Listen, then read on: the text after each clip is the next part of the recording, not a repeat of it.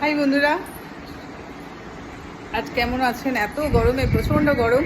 দেখুন ঘরের মধ্যে সব দরজা জানলা বন্ধ করে রেখে দিয়ে অন্ধকারে বসে আছি।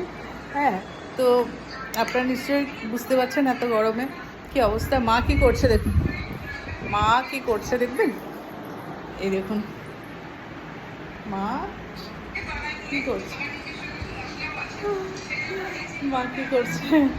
আমি রান্না করছি, আজকে বেশি কিছু রান্না করব না, ওই আর কি একটু চা করে নেব। আর গরমে একদম ভালো লাগছে না, ভীষণ গরম।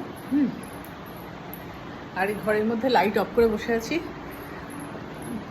মানে লাইট অফ করতে বাধ্য হয়েছি, এত তাপ, তাপে আর ভালো লাগছে না, সে কারণে লাইট অফ করে রেখেছি।